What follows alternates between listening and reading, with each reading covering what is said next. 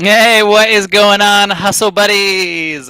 Let me know if you guys can see me and hear me and all that jazz.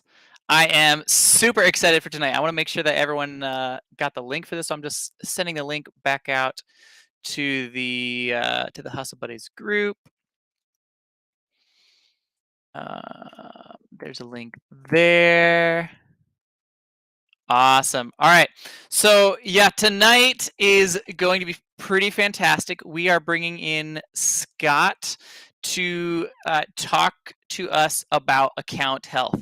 I don't think that I could count the number of times I've seen just the past like 60 days. Because so in Hustle Buddies, um, for those of you who don't know, we have post approval on in Hustle Buddies. So for the most part, an original post shouldn't be spam. That's how we keep out a lot of spam. But anyways, I can't count the number of times we've seen posts try to get approved for like, hey, my account was suspended, or hey, Amazon asked for a plan of action, or hey, I just got an IP claim, hey, I just got an inauthentic claim. I mean, like every day for like 60 days straight. It's like, all right, Scott, I think we need to bring you back in so we can do a little like intensive account health training type thing to help people with all of these things, especially the hot topics like the IP claims and inauthentic claims, things like that.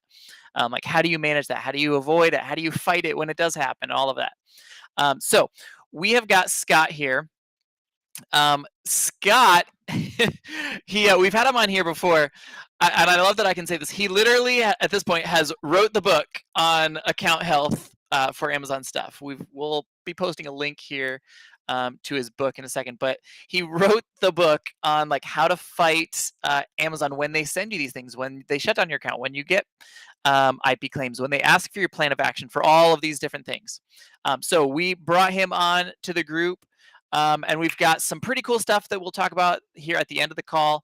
So if you stick around for that, awesome. But if you're here for just the main event, it's Scott telling us how to fight these stuff. So let's welcome in Scott. Let's see here. Hey, what's up, Scott? How's it going, man? How's it going? Awesome. All right.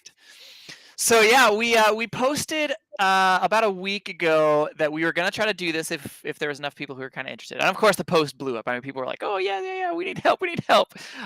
So and a lot of people were posting questions and stuff in there. So um, me and Scott, we're going to talk about some just sort of general best practice stuff and talk about how to deal with things like IP claims and inauthentic claims and all that stuff.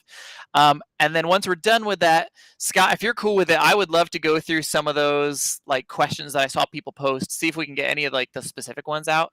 And if you guys have questions here in the live video, like if you're dealing with something specific, post it here in the chat. Maybe help us if you put like a maybe like hashtag question and then write your thing out. It'll be a little bit easier for me to spot while we're going through this. Um, but yeah, I think that would be awesome if we can sort of give people an overview, but then also really dive into the individual stuff. So yeah, Scott, take it away. Tell us a little bit about yourself. Why should we listen to you about IP claim stuff?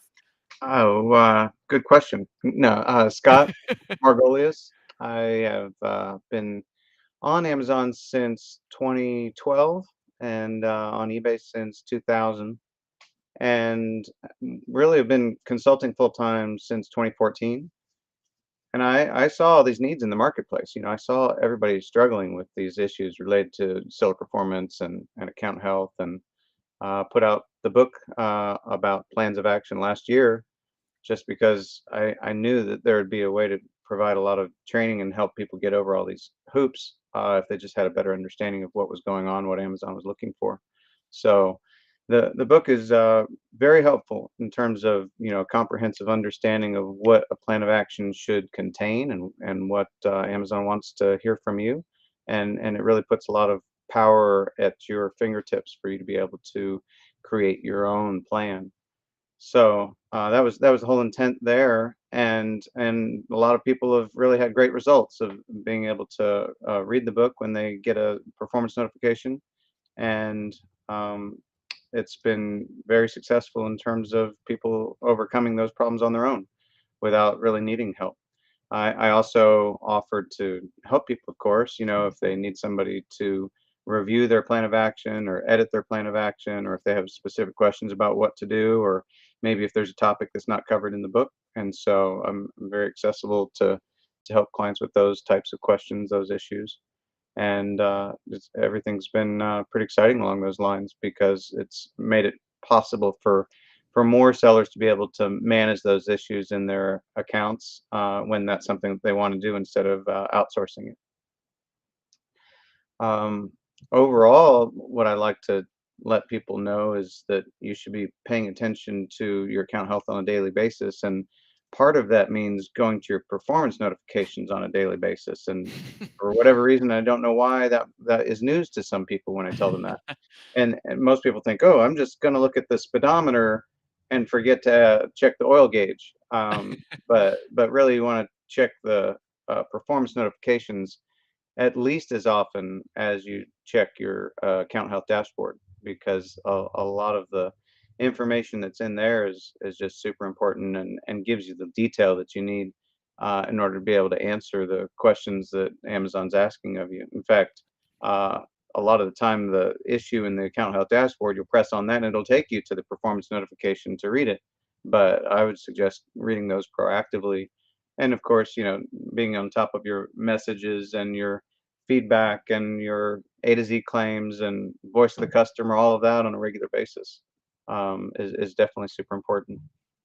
Yeah, You know, absolutely. try to I avoid having these issues become bigger issues if you're not paying attention to them. Mhm.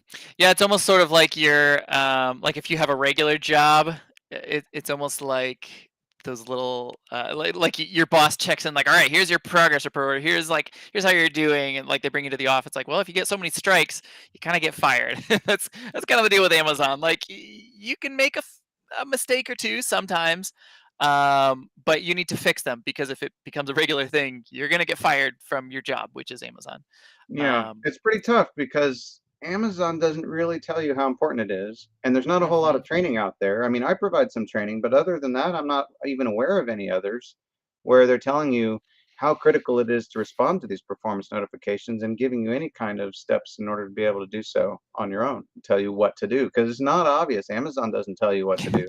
Uh-huh. Amazon doesn't answer these questions, and if you use their messaging system where you're corresponding, back and forth with seller support or account health or whatever, and you ask them a question, you're kind of making a mistake there because usually they either can't help you or don't know the answer. Yep. Well, heck, I mean, even like when Amazon sends you these notifications or sends you these um like account health issues, half the time I feel like they don't even tell you what the root issue is. It's like, They oh, often here's this random thing. Like you just need to prove that it's, I don't know, here's this IP claim. But like an IP claim could be so many different things. Yeah, They just blanket it. It's an absolutely. IP claim. Yeah, so that's very frustrating. It's definitely difficult to navigate. So with the people that like you talk to, that you consult with, that ask you questions, things like that, what are some of the most common like issues or questions that people have, and then some solutions to that, or some ways to uh, I don't know, easily fix that or avoid it in the future, things like that. I'd say one of the most common things that I see for people who are, especially people who are new or maybe they haven't experienced problems before, is they'll get a complaint that something is inauthentic. And usually that causes, the seller to be indignant about it. It's like, this wasn't inauthentic. This wasn't fake. I didn't source counterfeit goods. Uh-huh. Um, and it's really easy to get focused on that instead of trying to figure out exactly what Amazon is saying, what they're asking of you. And so often they don't really give you any clues. It's kind of like you have to understand that there's a need to read between the lines, you know, to determine that a lot of these complaints are that you're being notified about by Amazon are driven by customer complaints. Not all of them, but a large majority of them. Some customer complained at some point and that's why you're receiving this notification. And a lot of those, uh, they don't tell you where the complaint shows up in your account. You have to dig for it. I do in the book detail all the different places that you would normally need to go to in order to find the root cause of the complaint. The places that you might not be familiar with or that you might not know where to go in your account that are, accessible to you, but not obvious that those are places you need to go. Voice of the customer, it's easy to overlook that. There's nothing Mhm. there that's super actionable that you're required to do something, but there's good information there. I mean, it's worth paying attention. Um, Going to your returns report. And people don't necessarily go there, and that's super valuable information. And a lot of the problems that you're notified about can be found there, where the buyer left some sort of message as to what was the reason for their return. Yeah, so, like, you get a lot of people sort of getting frustrated about getting inauthentic claims, like, "Ah, this isn't inauthentic, like, this is real, it's not fake." So, what usually should people be doing then? Like, so they already received the IP claim, they're feeling that frustration, they're feeling that sort of knee-jerk reaction of sending Amazon this nasty letter, "I sourced this from Walmart, I'm just fine, I can sell this, blah, blah, blah, blah, blah, it's not authentic." What should people do instead? It depends on the complaint. Okay. Um, I think IP complaints of all types are very much different from all the other different types of complaints, all the different types of performance notifications that need a response. And one thing that I think is often misunderstood is a lot of these complaints need a response. They need you to take action, but they don't tell you what action to take, and they don't even necessarily tell you that action needs taken.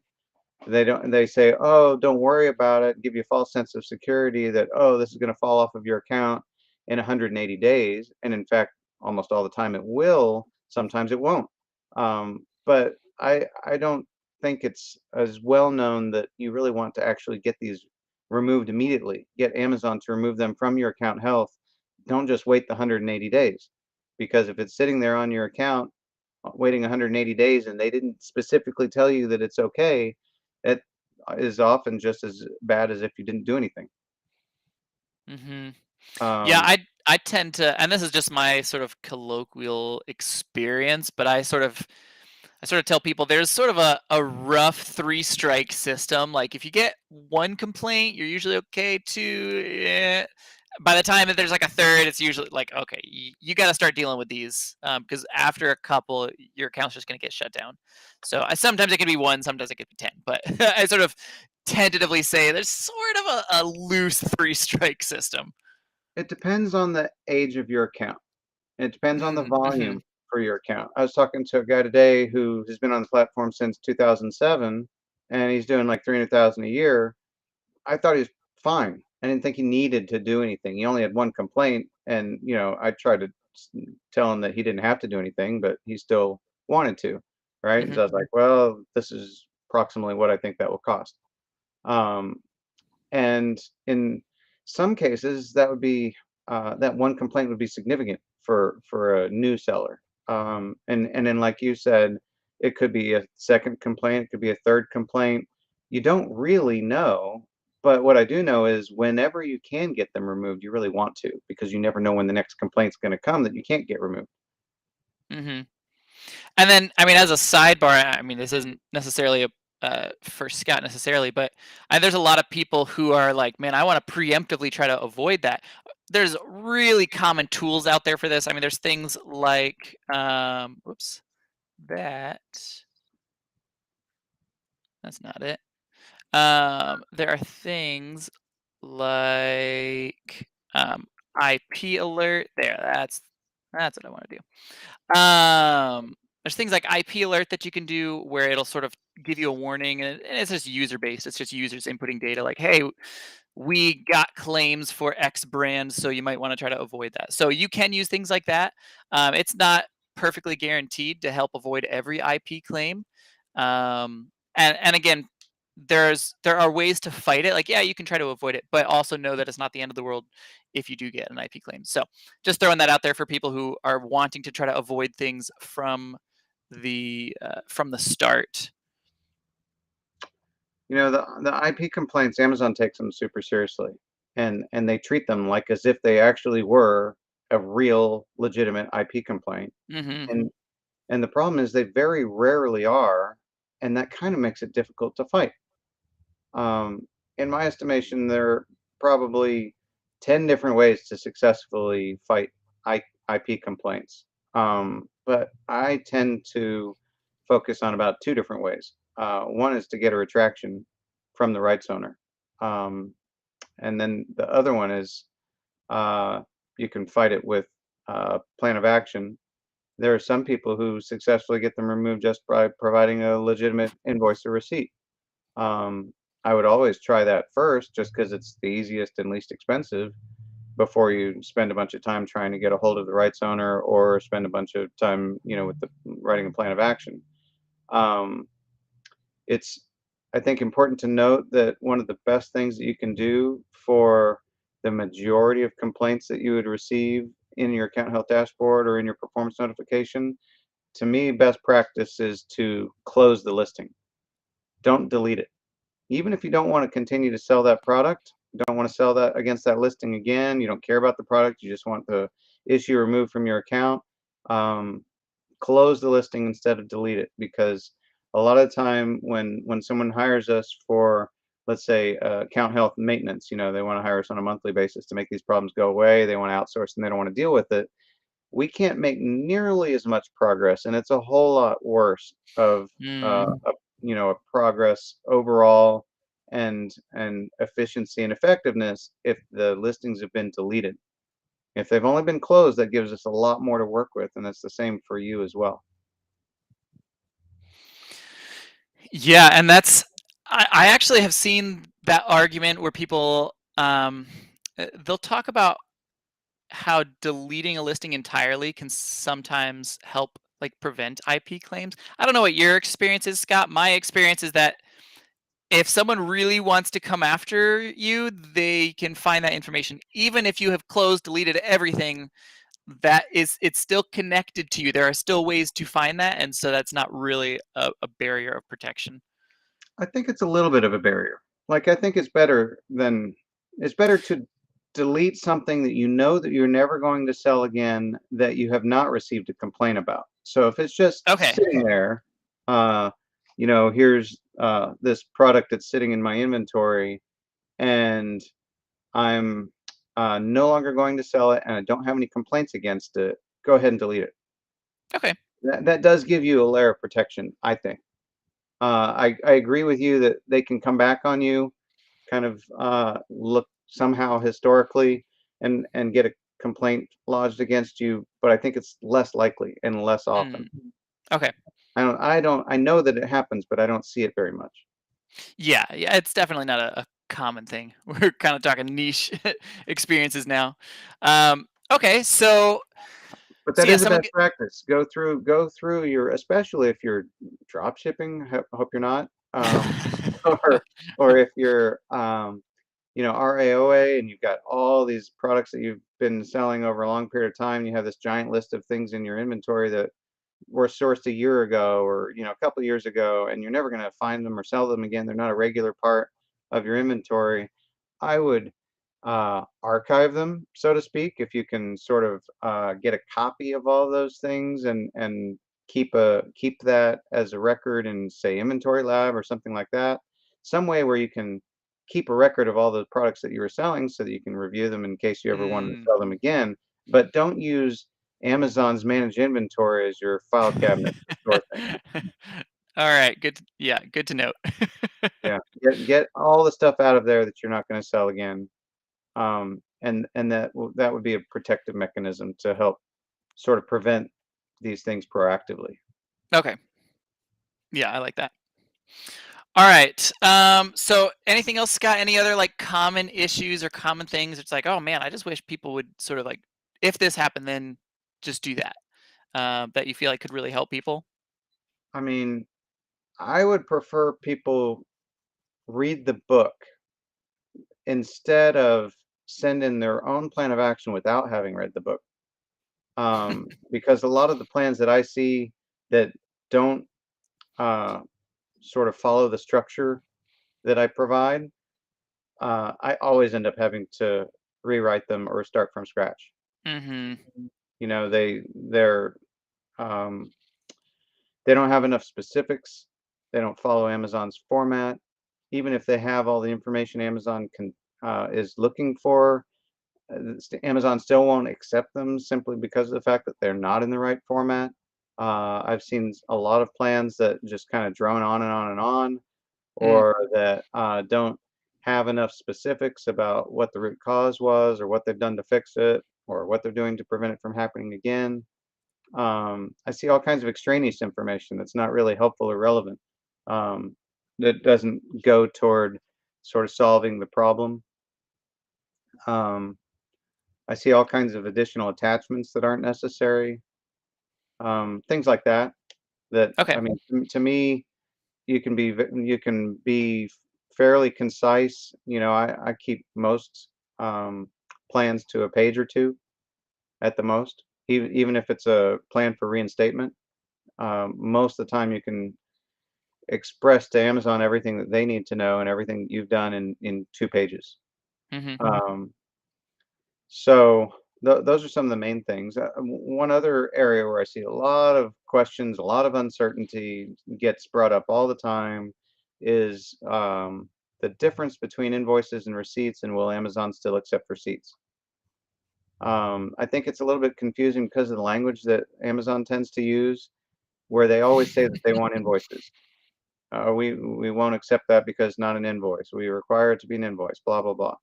Um, they really do prefer invoices, but receipts work just fine. And you can submit a receipt when they ask for an invoice, and they'll accept that receipt. The biggest issue is the receipts don't tend to have as much information on them as the invoices. You want to have all of the supplier information, and you want to have your buyer information, and you want to draw attention to the ASIN, by Mhm. circling it. But what I like to do is I don't like to mark up the original, because once you've sort of destroyed the original with anything that you might write on there, it makes it harder to use, or it makes it less beneficial. One rule of thumb, and I do talk about this a little bit in the book, is that I like to make a copy of the original, whether it's a screenshot that you print or whether you take a picture of it on your phone and then print that. Um, I like to take that print off and then mark it up by hand. There are a lot of Mhm. people who have been taught to mark it up graphically on the computer, or mark it up digitally, and I know that some people do that and get away with it, or that Amazon accepts it, but I just don't ever think it's necessary to take that risk. And I've never had a problem doing it manually in the last however long, 7, 8 years. Yeah, Um, for those of you guys who, like, are unfamiliar, I mean, what I've seen and heard of happening is the Amazon algorithm and the Amazon bots can detect that that file was changed, even though you weren't doing anything malicious. You weren't trying to make something or copy something or write something that wasn't, like, you're just highlighting stuff. Just just the fact that you changed the file is detectable by those Amazon bots. And so that's what we're trying to avoid here by making a copy of it, printing it, and then physically writing ASIN, things like that on it. when when So yeah, you I love when that. you when you change it in any way digitally, it looks on their end like it's been manipulated or Hmm. digitally altered, and you don't want them to make that assumption for any reason, because that's a bannable offense if they Hmm. think that you have doctored or fabricated an invoice or a receipt. Um, you definitely don't want to do that. Even if you don't have an invoice or a receipt, you still don't want to, fabricate one. Huge mistake. It's just like if you ever had a problem with your Amazon account, you would never say, "Oh, I'll just go open another one," because that always makes the problems worse, right? Uh-huh. I see that pretty frequently too. Somebody gets Yep. suspended, they can't get it reinstated, they give up and they open another account. The next account gets suspended also because it's a suspected duplicate account. And the only way to fix that is to get the first account reinstated and then go back and get the second account Hmm. reinstated. And then you have to close one of the accounts, and it's a big mess. I mean, it's possible to resolve that type of situation, but you don't want to be in it. Yeah. Yeah, I love going back just a little bit. I love what you were saying, how, like, receipts and invoices are basically the same thing. It's just it's a proof of your purchase. The difference is the invoice tends to show more data. And so if you can have your receipt show that data or highlight that data in ways that show it, they're just fine. And I say this all the time. Like, I have been doing this for a long time. Scott's been doing this for a long time. There are hundreds of thousands of sellers that have been doing this for a very long time. If receipts were not accepted by Amazon, none of us would have our accounts still, because all of us have gotten IP claims, all of us have gotten intellectual property claims. Many of us have gotten kicked off of Amazon for various reasons, and then we're able to come back on and get reinstated. A trick that I personally like to do, which I'm glad that Scott sort of worded it the way that he did, was I like to also include my own bank statements, because that adds an extra sort of layer. And now Scott, like you're the expert on this, so I'll defer to you. And if you hear me do something that's like, that's not quite right, so let me know. But something I like doing is actually printing out my bank statement and highlighting like my name and information on the bank statement, then highlighting the purchase information of the purchase. Like, let's say I get something from Walmart, I can highlight that Walmart purchase. And then on the receipt, I can highlight the receipt will show like the last 3 or last 4 digits of your credit card that you used. I'll highlight that and then point that back to, here is my, like, okay, last 4 numbers 123, here is my account, blah blah blah blah blah, 123, it's connected to Nate Jackson living at 123 Main Street, and here is this purchase from Walmart. And so it adds that proof that, okay, my supplier is Walmart from this address, here's their phone number, here's their email, you can contact them here, and here is my info. I was the receiver of these goods. Here's my address. Here's my information. Here's all. And so it just adds that extra little level of connectivity with everything, along with writing the ASIN and all of that. So that's something that I like to do on my IP claims and things. I mean, I've never done that. I've never really encouraged somebody to do that, Okay. but I can see the benefit of doing it, especially if you have buyers. If you are not the Which we one. do. Yeah, that was been Yeah. an issue for us. If if you're not the one who's buying that thing for your account and it's got your name on the credit card and the last 4 digits that can easily be tied to you, and you've gotta sort of explain, "Well, where did this come from and who's this person who's not on my Mhm. account?" Then what you're saying does make a lot of sense. Awesome. You All know, right. So because I'm not sometimes. crazy. I might be No, going a no, little no, sometimes overboard, we but I'm have not crazy. questions about that, uh, and that's a good way to clear it up. All right. Love it. Awesome. Okay. So we've covered a lot of the basics. I want to make sure that we have time for some of this Q&A stuff. So let me see if I can pull up. I made a post about this a couple days ago. Shoot, man, Facebook makes it so hard to find past posts.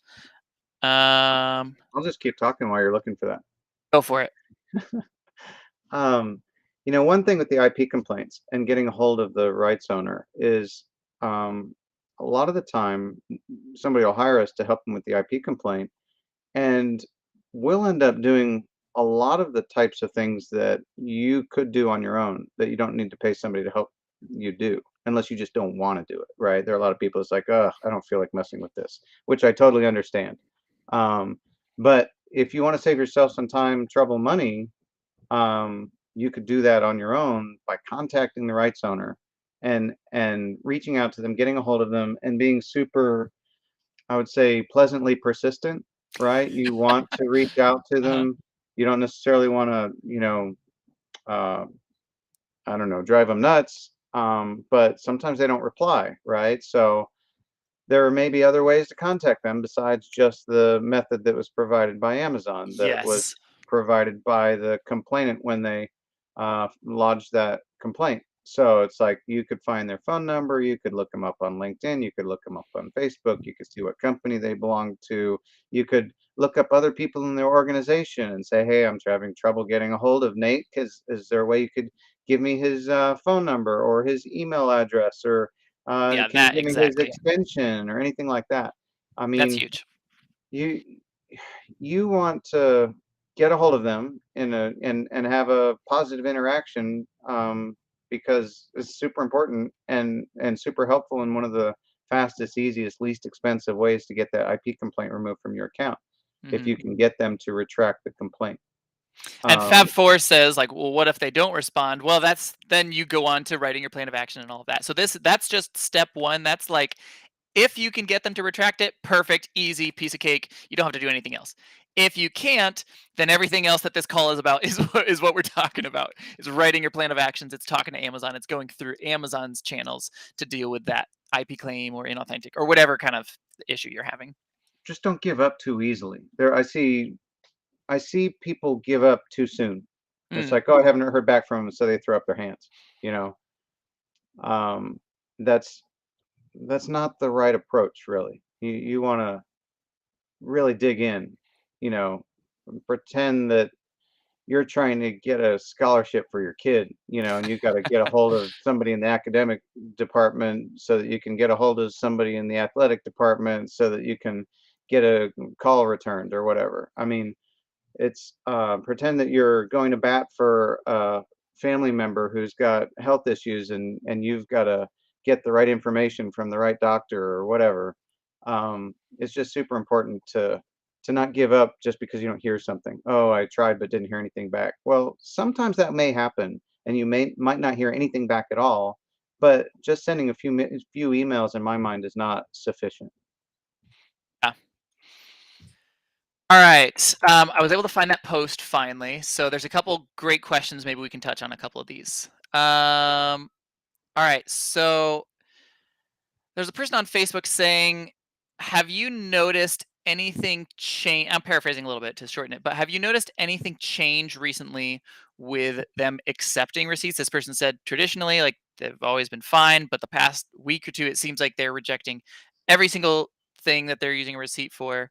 Or are there, I don't know, I guess, are there ways to help a receipt be accepted more frequently? To me, the best way is to take a picture of it, print it off. So now your receipt is on an 8.5 by 11 sheet, and it makes it super easy for you to find the product on the receipt, circle that item, and then hand write ASIN and then B00 whatever, right next to it. Um, and then it's helpful to circle the supplier information on the receipt. And sometimes that's about as good as you can get, because you won't be able to have the rest of the information that Amazon could verify as if it was an invoice. But those things are usually uh, enough to make that receipt maybe more acceptable. You got to remember how they have this come in front of them, the person in seller performance, and they have very little time to review this case. So the easier you make it to find the important information that they need to verify, the better. Another thing that is helpful when you're dealing with submitting receipts, invoices, and plans of action is calling and getting a hold of account health. Um, because sometimes I've found that, okay, I'll help somebody with their plan of action draft, and they're not getting anywhere, they're not getting a positive response, and we're able to find out that they either didn't receive the receipt, or the plan of action was received, but the receipt was not, or the receipt Hmm. was received, but the plan of action was rejected. And Mm. you can talk to somebody in account health and get that kind of information when you're able to say, can you give me any insight as to what is going on with my appeal for this ASIN? I heard back and they're looking for more information, but I've provided all the information they were looking for. Would you mind reviewing it for me? And can you verify that my receipt was or invoice was received and accepted and applied? Can you tell me what's missing here? And often they can provide some valuable information. Just remember that they want to be helpful. They're trying to be helpful. They're there to be helpful, but that doesn't mean that they're helpful. Because Uh-huh. they either might not know what they're talking about, or you might get somebody who's just not very good, and so you always wanna take what they're telling you with a grain of salt, and if you, for some reason, can't understand them or don't think that they're giving you good information, let them know very, pleasantly that, "Hey, oh boy, I've gotta run for now," and then just call back and get a different rep. Uh, uh-huh. Yep. And you could try different times of day as well. So, Yes. if you keep getting, if your plan of action keeps getting rejected, and don't just keep sending the same thing over and over. And you've got to do something to make it different and better before you send it again. If I were you and you haven't done this very much on your own, you're not real confident about what you're doing, by the time you get to the second or third rejection, you probably need to hire somebody for at least the first time, um, to make sure that you don't end up sort of flying the plane into the ground. Um, because it is definitely possible to be successful with the broad majority of these complaints, And in some cases, it's like you just need to get a little bit of confidence under your belt to know what's possible and to know how subtle the differences are that make a failed attempt to be in a position where it can be successful. To me, it's like, let's pretend we see a brand new type of complaint for some product or category, and we have all these people who are getting notifications for a specific new brand, let's say. I like to wait a little bit and let the dust settle and see what it took for somebody to be successful, instead of just diving in and sending a response and getting rejected like everybody else. Um, and sometimes that can be helpful. But it's, to me, a great confidence builder just to know that there is a way to solve a puzzle. There is a almost a riddle sometimes, and the riddle can be resolved. Don't just give up or assume that it's not fixable simply because you Mhm. couldn't fix it. It Yes. doesn't mean it's not Uh-huh. fixable. Yeah, I see that a lot. A person who just tries and can't fix it. Yeah. Oh, Yeah, so, "Oh, Amazon won't accept receipts because they didn't accept my receipt and they didn't accept my plan." Well, no. exactly. And that's Yeah, where those don't. rumors start, where it's like, "Oh, Amazon is no longer accepting receipts." No, they just denied this one person's receipt who then talked about their story, and now everyone believes that and is sort of spreading this, "Oh, Yeah, there's this new changes coming down." It just doesn't work like that. you definitely don't wanna take your own singular experience as gospel that Mhm. is transferable to or transmissible or whatever to everybody else, Yes. 'cause Alright. people are solving these things, right? So, Exactly. Yep. these are problems that are solvable, Mhm. just like most other problems in your business. Yep. You're beating your head up and beating your head against the wall over this issue over here with your accounting or bookkeeping, and this issue over here with your staff, and this issue over here with your sourcing, and all those are solvable problems.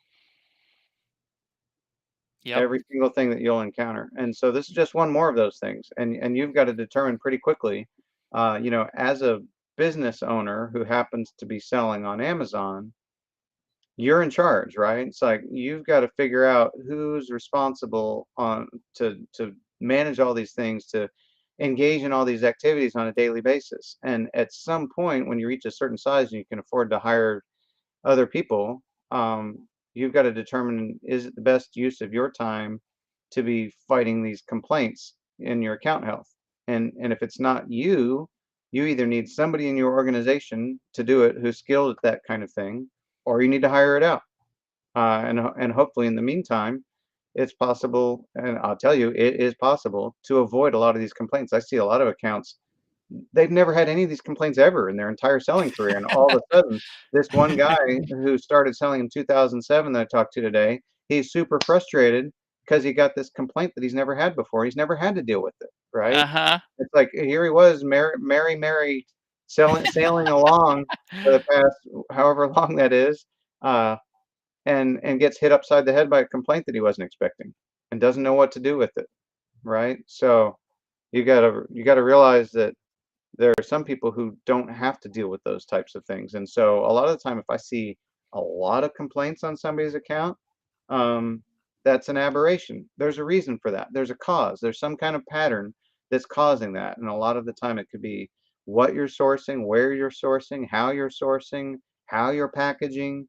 A lot of, like I said, a lot of those types of problems are driven by customer complaint, and a lot of it is driven by the condition issues. Maybe if you're, sourcing from an off-price store or whatever, you got to remember if you're going to, um, like a outlet store, a lot of the products in Mm. the outlet store are not first quality. Mhm. So um, Amazon customers are so finicky, so sensitive, so specific that they'll notice if it's some cheap knockoff version that's an actual product from the actual brand that the brand put out as a cheap piece of junk and sold it through their outlet store because that's the only way they could liquidate it. Uh-huh.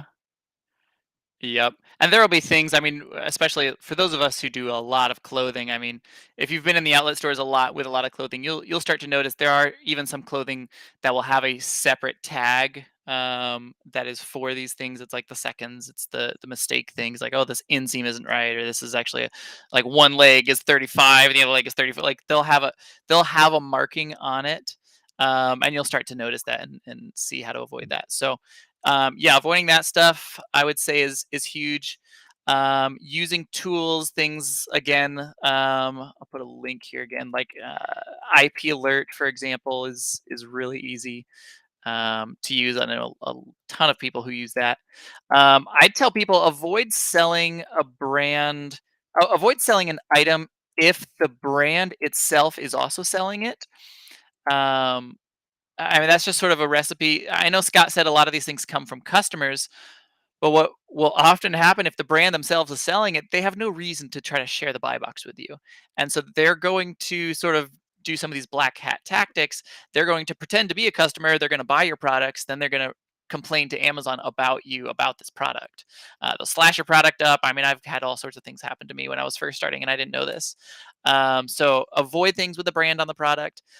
Avoid these like discount liquidation type stores.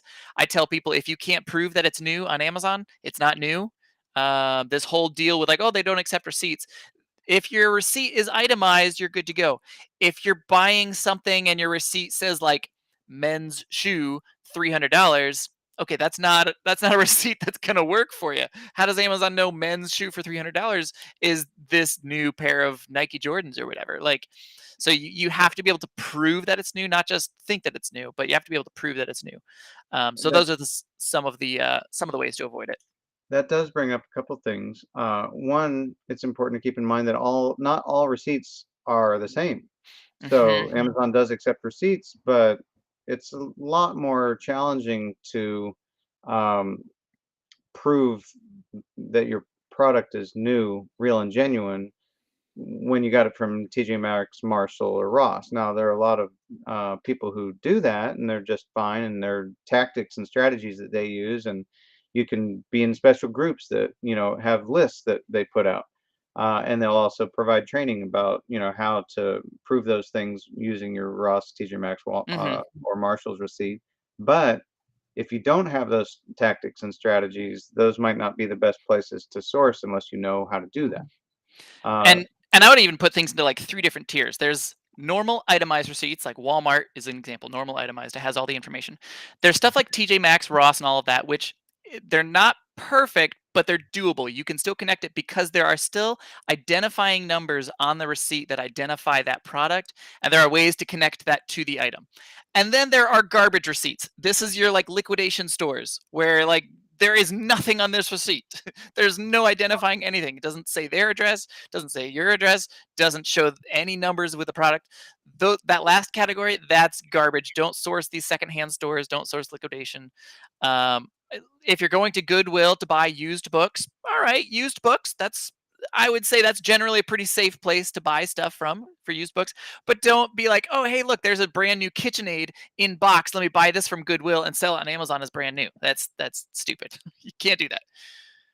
I would say niche, for any niche product, any niche category, you want to learn about as much about it as possible.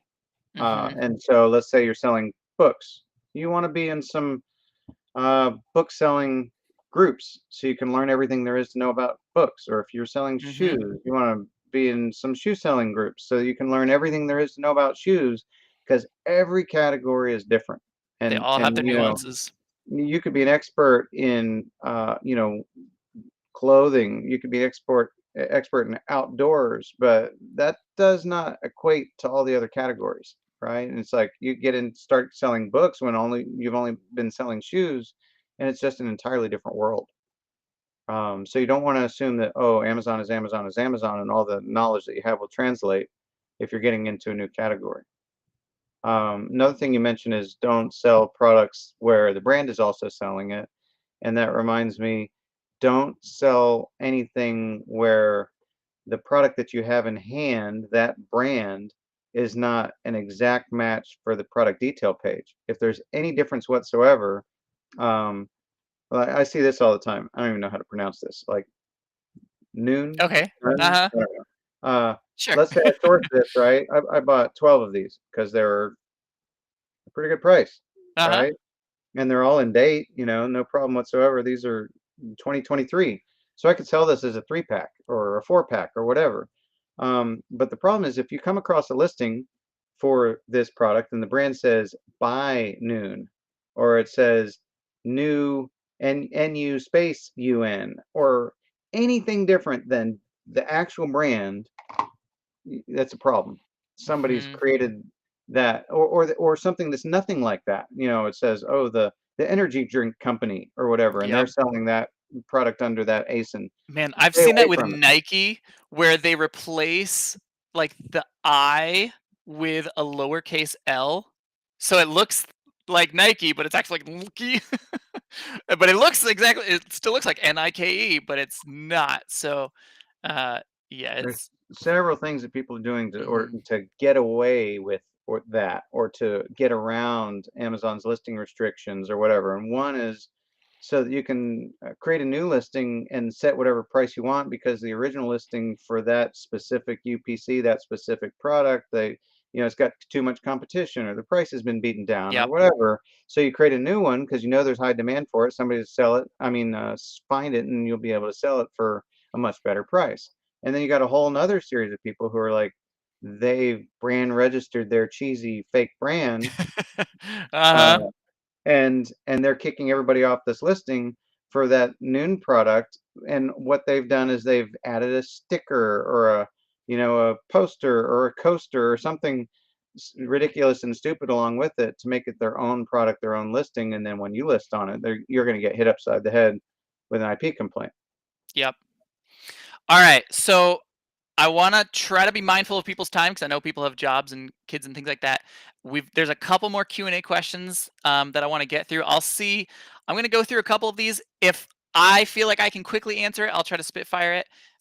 If not, I will defer to you, Scott, and let's just try to crank through a couple of these rapid fire, and then we can talk about the cool, template thing we've got going on here. Alright, so Brenda on Facebook was asking about dealing with pesticide claims on clothing, since you can't change the listing. If I'm understanding you correctly, Brenda, where it says like you can't list this because it's a pesticide, just take your pesticide training. It says it's a pesticide because it's antifungal. So like Nike socks and Under Armour socks, for example, are antifungal, which technically that wording is what Amazon is using to say that it is a pesticide. So if you take your pesticide training, then it doesn't matter what Amazon is saying because you're allowed to sell things that have pesticides in them and it doesn't affect the listing. Um, let's see. Well, a lot of the time you can change the listing. You can remove the offending words. Whatever it was, whatever keyword that the Amazon bots caught on Mhm. to, you can update the listing and remove the thing that they found that was objectionable that caused it to be considered a pesticide. But that goes back Yes. to what I said at the beginning. You can't do that if you've deleted the listing. You can Mhm. only do it if you've closed the listing, then you still have the ability to edit. But if you deleted the listing, you can no longer edit that. Yep. And some listings can be a little bit harder to do that with. That's definitely possible. So first, I would say, first get the pesticide training. It'll be okay to do that. Second, try to edit the listing natively within the Amazon thing. If that doesn't take, if they're like, oh, you can't do this, you're not the brand owner, try to use a flat file to do it because sometimes that can sort of brute force it through. If you're not aware, if you don't know about flat files, you can do a group search. We've talked about some flat file updating stuff before, especially Brenda. I think you're in some of our other things like the insiders and the replan workshop. There's a lot more talk about that in there. And sometimes Uh, the flip file won't work. You've got to uh open a case. You've got to get a hold of a yes. representative. You've got to, get somebody in a catalog team or category Yeah, team to take a catalog look team at it. is a good keyword to ask for when you're talking to support. Like, I want someone from the catalog team. Reach me to the catalog team. You got Yep. to get them to change it for you when the flat file won't work. Yes. Um. All right. So, I'm trying to just quickly go through some of these. Um, Account deactivation seems to occur on a whim. Is it on a whim, or is there really something that sellers are doing that makes this happen? What do you think, Scott? 95 to 99% of the time, the seller did something wrong, either intentionally or unintentionally. There's something that they didn't do or something that they needed to do that they didn't do, um, or that they did incorrectly or didn't respond to Mhm. performance notifications. There's usually a reason. It's not like you're just walking down the street and get hit in the head. Yeah. All right, so I see some other people saying like, okay, I've been, and I saw a couple similar questions. So again, I'm paraphrasing, but it's like they got maybe three different claims for the same brand or something like that, and they were successful on two of them, but this third one just won't take, just won't stick. My opinion on that is there's different eyeballs that are looking at each of your claims, and different people are saying yes, and different people are saying no. So in my opinion, you can probably resubmit things. Scott, do you have any better wisdom than that? I mean, I always get a lot of confidence from a situation like that, knowing that there were some that were removed, Mhm. right? If those were removable, that tells me that there's a very good chance that this other one is removable, and there's no logical reason why it hasn't been. And so it's a Mhm. matter of taking another run at it with different language, submitting it a different time of day, continuing to be persistent with calling account health. I mean, it's a matter of knowing that it's removable and not giving up. Mhm. Exactly. Bryant on Facebook said, if you do wholesale, do you still need to worry about IP claims? Yes, this is a really common misconception that only arbitrage sellers deal with IP complaints and inauthentic complaints and all that. Everyone deals with this. I mean, heck, even private label sellers deal with this. Everybody deals with it. It doesn't, you can even have permission from the brand. I've heard of this exact situation. Person had a deal with the brand directly. We're buying from the brand. Some employment changed within the brand. So now the person in charge of that changed. They didn't know, and they sent out all these IP claims to everybody. And then when the seller was like, hey, we had this deal with you guys, like, I got permission. They're like, oh, no, we're no longer okay with that. So like they completely reneged on their whole sort of deal that they had going on. So yes, wholesale does not protect you from this.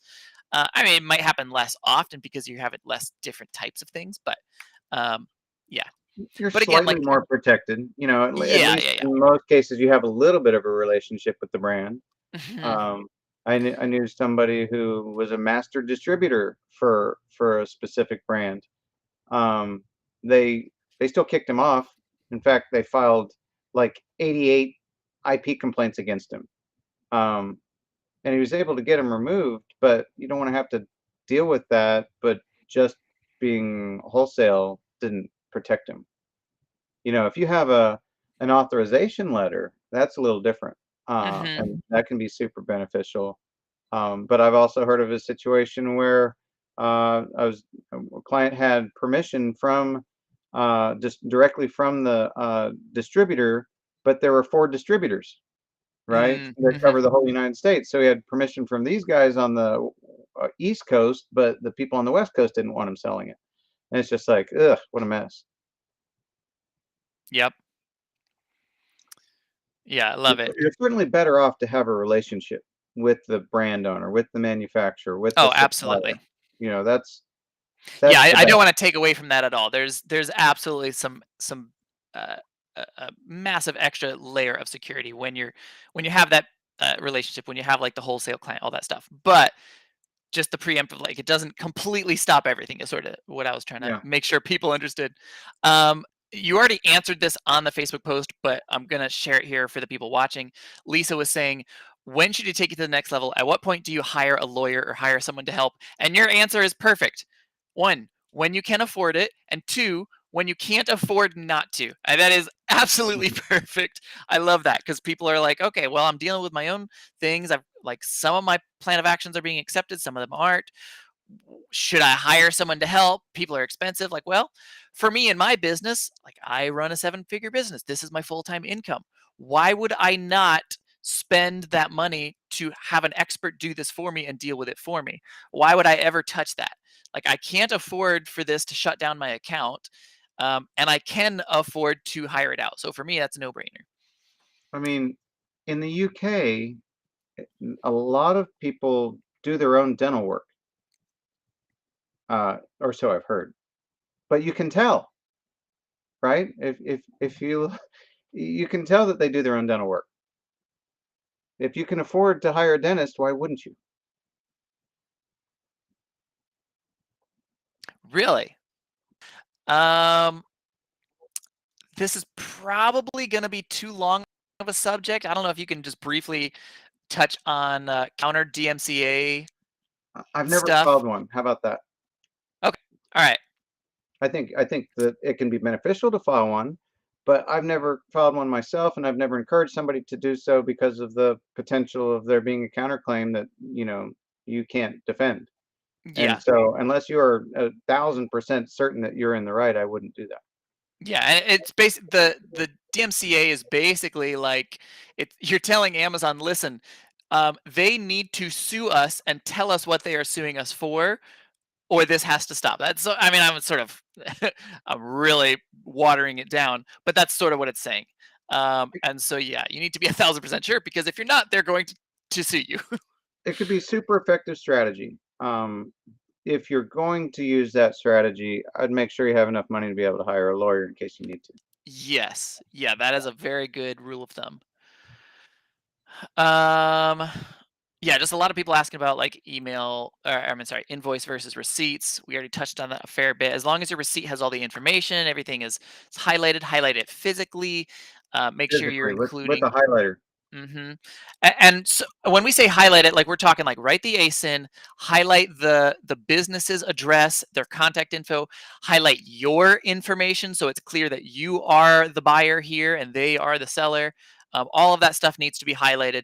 And I tell people like imagine that a third grader has 10 seconds to approve or deny this receipt. That's sort of what we're dealing with most of the time here. At least that's my assumption. When I'm dealing with seller support, I assume that I'm talking to a third grader or chatting with a third grader who has 10 seconds to deal with my issue. Let's see. A couple people. So, Sheena, been trying to fight a claim. I've submitted my POA 3 times with no luck. So, yeah, and that's sort of what we're talking about. Once you sort of submit it a couple times, it gets harder when you consecutively don't fix it. It gets harder and harder each time to actually fix it. So, I think Scott said like 2 or 3 times maybe on your own and then try to hire it out. I think that's a good general rule of thumb. So yeah, let me see here in the Uh, chat. I All right, just took you an can add things. invoice. It Yeah. took me like 10 seconds to grab an invoice, highlight it, circle it, and write the ASIN. And so I don't know if you can see that, but Uh huh. I mean, that's what we're talking about. That's Yep. that's that fast, that simple. Like it, don't avoid it. It's not arduous. Uh huh. I've even heard, I don't know if you've ever seen this or experienced it, but I heard a funny, again, it's sort of a hearsay colloquial story, but of somebody who every time they submit their invoice or receipt, they submit it upside down, just so the person actually has to look at it and read it. Well, it's less likely to get rejected by a bot that way. Yes. I wouldn't necessarily do that way every time, but I would do it that way on a second occasion if you're submitting it and it was rejected automatically the first time without reason. Hmm. All right. I'll try to maybe do 2 more questions from here in the live chat. And then I'm going to talk about some plan of action help that you can help people with now if people are interested in that, and a pretty sweet deal we've got for Hustle Buddies. All right. So this Facebook user said, how do you handle, let me see if I can show this. How do you handle when there is a product recall and it shows up as a violation? What are some strategies for that?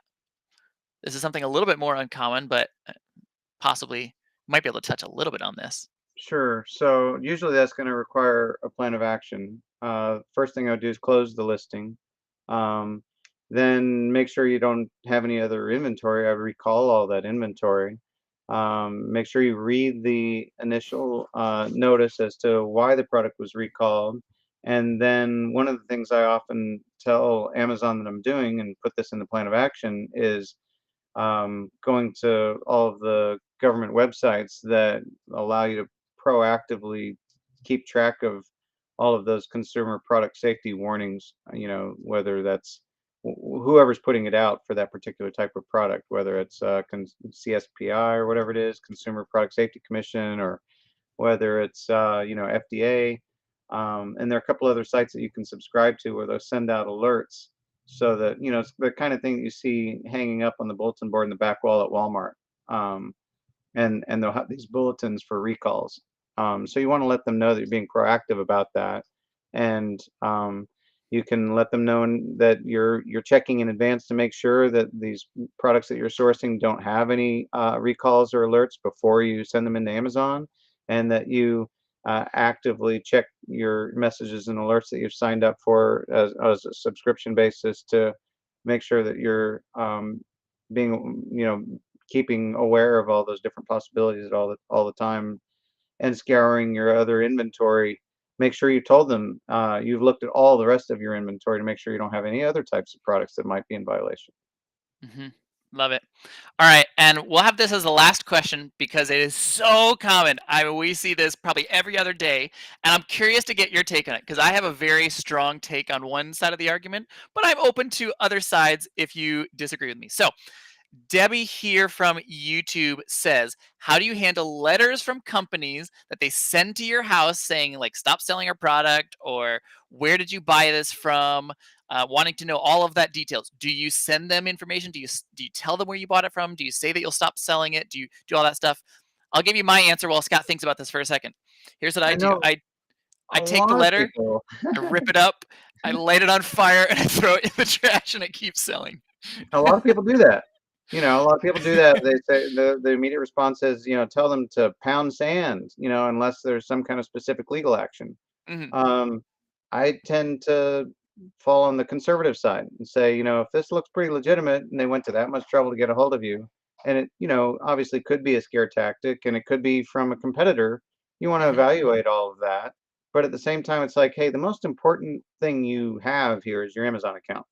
This is your golden goose. And if this mhm, is just one golden egg that you're dealing with, that's not worth risking sacrificing your entire account in order to keep selling that one. So I hesitate on something like this, and I don't mind providing my information. I don't mind providing where it came from and that kind of thing. I don't see any risk in that, especially if it's inquiry from a legitimate source, and I don't have anything to hide. So you sourced it all legitimately, and it shouldn't be an issue. And the bottom line is, you might not be able to continue to sell it, but mhm. this is the precursor to that anyway. You might as well get in compliance as quickly as possible so that it doesn't become an issue on your account. I recognize that there are a lot of people who wouldn't agree with that, and they just completely ignore it. And it's all up to you in terms of your level of risk. Mhm. Yeah, and I mean I agree with pretty much everything there. I think it comes down to like is it worth the fight for you? So like an example for me, if I'm trying to sell, I don't know, this Addison and Gates shea butter lotion, like maybe I have one in stock. Is that worth a battle? Like is that worth me trying to fight? No, just get off the listing. Bring it Yeah, home forget and about then it. use it on your legs, all right? Yeah, for But sure. something like JanSport, again, personal example, I sell a lot of JanSport. I mean, over $250,000 of just JanSport backpacks. And JanSport will pop up on every IP claim alert, everything. It's like, oh, it's high risk, whatever. They've sent me so many letters. Do I ignore it every single time? Yes, because it is so valuable to me. If they want to fight me over this, it is worth enough money for me to hire a lawyer and fight them. A, because I know I'm going to win, and B, because it's making me so much money. Like I don't mind taking the risk there. So that's sort of where I'm at with uh, with those letters. If it's not worth your time, if you only have one or two in stock, all right, yeah, just get out of it and move on. Don't put up a fight. But if it's one of like a huge replen for you or a huge brand you're selling a lot of, maybe consider fighting that a little bit. I mean, the truth is they don't have a legitimate reason to kick you off the listing.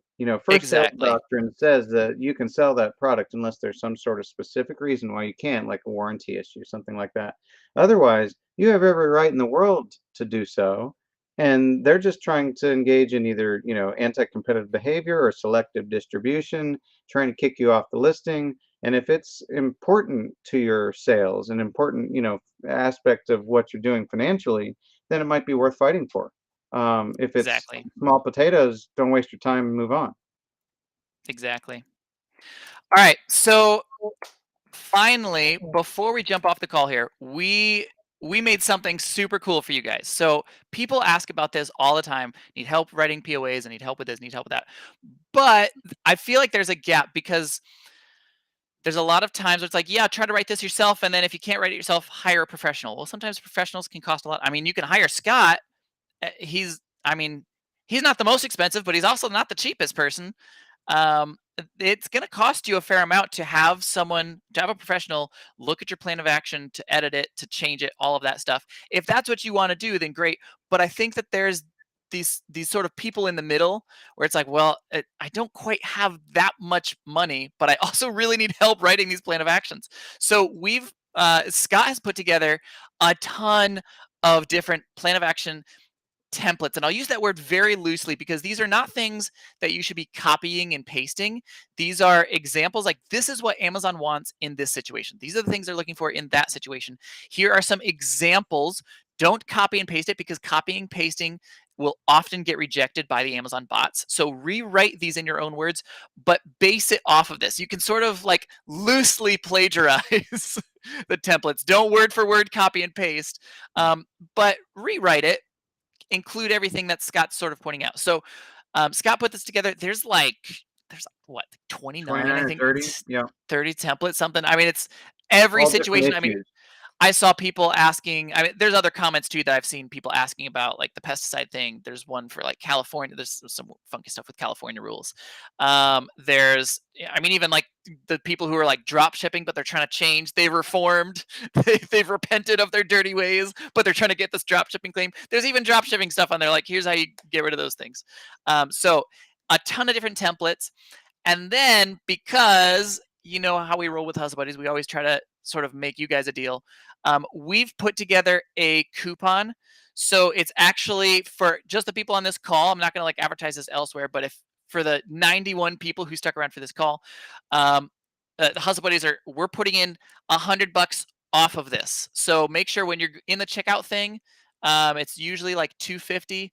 We knocked $100 off of that. It's almost half off. So it'll be 150 roughly, or it's like 140 something for you guys. So we knocked $100 off for the people who are on this call. As sort of a way to say thanks to the Hustle Buddies for joining this call, for asking the questions, for participating, and all that. Scott, do you have anything to add to that?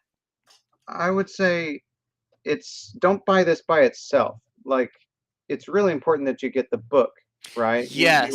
You want the core concepts that are in the book. You want to have the understanding that's in the book. That will help you immensely to be able to have an idea of exactly what you're doing. But there are no actual templates or guides, examples in the book. So Hmm. you want these templates as as an example, but again, like Nate said, you do not want to copy them. You want to use them as a reference so that you have an idea of what Amazon's looking for. You have an idea of the general structure, but I'm going to tell you, there might be 20 different ways that you could write a successful plan, and they don't have to look like mine. It's just these are examples of ones that have worked, right? And Hmm. so you simply want to follow that general methodology. It's like, you see all kinds of people shooting baskets in basketball differently. There's a one right way to do it, that this is the proper form, but then you see people who are just knocking them down like crazy using their own form, right? But the general principles often still apply. And so you want to have the knowledge base that comes from reading the book, right? You're only talking about a 2 or 3 hour commitment to read the entire thing And it's cover to cheap cover. too, guys. It's like 25, $30 or something on Amazon. I've linked it a couple times here in chat, but it's cheap. Everyone should be grabbing this book.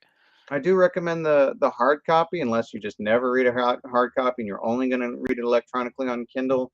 But I like it because you can mark it up, you can tab the pages, you can go back and refer to specific things, and then that will give you honestly a lot more confidence to be able to write one of these on your own. And then once you have the templates in hand, it's like, okay, I got a complaint for this specific thing. I'm going to go find the template that corresponds with that. I have an idea of what my starting point will be, and it will save you a lot of time and trouble and money, really. It's like Hmm. you won't have to pay the full price to be able to get one of these removed from your account when you've already gone and done a lot of the legwork on your own, it's totally worthwhile. Exactly. I like comparing this. There's this like pedagogical theory that like things for teachers learning how to teach, where there's sort of like the upper levels, like watch me do it with me, then I watch you do it. So the book is sort of like you watch Scott, you watch how he does it. And then if you need a little bit more help, if you need some sort of like, I need to do this with Scott, I need to actually like have this done with me. That's sort of this template thing. Like Scott has done it. You can sort of input your own answers, but this is doing it with him. And then if you want Scott to watch you do it, okay, he's available for that. You can sign up for that for those who need it, but those are sort of like the three different levels. Everyone should be up here. Everyone should at least watch Scott do this. Grab this like $25 book, $30 book, whatever it is. Watch how he writes plan of actions. Many of you, I think, is sort of that like do it with me, that like you're looking for some plan of actions to actually fill in your own things for, see exactly what he wrote, how he wrote it, all of that stuff. And then a few of you, if you're like, I've got the money, I don't have the time, I need the help, yeah, hire Scott out and he'll be happy to look at your stuff and fix it up for you. I can also review and revise and edit your plan of action, and I can also show you the edits that I make if that's important to you. I can put it into Word or Docs, and you can see all the comments and all the edits, so you can see what was changed and why. If you're trying to really study what's going on and learn what changes are necessary. Hmm. That being And said, if you're struggling and you've submitted a number of times, you just need help tweaking what you've already got, then it may be appropriate just to, sign up to get what you've put forth to Amazon already, get it reviewed, revised, and edited. yep. And if people want to like hire you directly, I mean, we don't even we're not like affiliating this or anything. If people want to just hire you directly and talk with you, how can they get a hold of you? Ecom, ECOM is in Mike, Seller Tools with an S.com. Seller Tools. Let me boom. Let's see if that stuck. Oh, it didn't stick. No. Ecomsellertools.com. Like that. That's it. Ecomsellertools.com. Perfect. Awesome. All right, Scott, thank you so much for joining us this evening. Man, we went a little bit over. I appreciate you giving us some extra time here. I told you it would be an hour, and here we are, hour and 15 minutes later. We like to talk. But Scott, this was fantastic. I'm glad, hopefully, this sort of helped both teach people some new things, but also ease some worries. I know there's so many people who are constantly like living in fear, like, oh, what if I get an IP claim? Oh, I got an IP claim. What do I do? Hopefully, this can sort of ease some of that stress. Every problem has a solution on Amazon. Uh, whether that's avoiding IP claims, there's a solution. Whether that's you got one and you want to retract it, there's a solution. Writing a plan of action, there's a solution. Even if you get kicked off Amazon, there's a solution. So know that there's always a solution to your problems. That's sort of an overarching. Everyone take a breath and understand that, and hopefully you'll be a little bit calmer in the future. Yep, absolutely. I mean, definitely get the help you need when you need it, right? If you have questions that are not getting answered by the wisdom in the crowd in the Facebook group, and you need coaching or consulting, it's important to reach out and get the information you need when you need it. Yep. Yep. So just a reminder, guys, if you go to the link, I'll post it here in chat again. So it's actually directly on our website. So hustlebuddiesofficial.com/,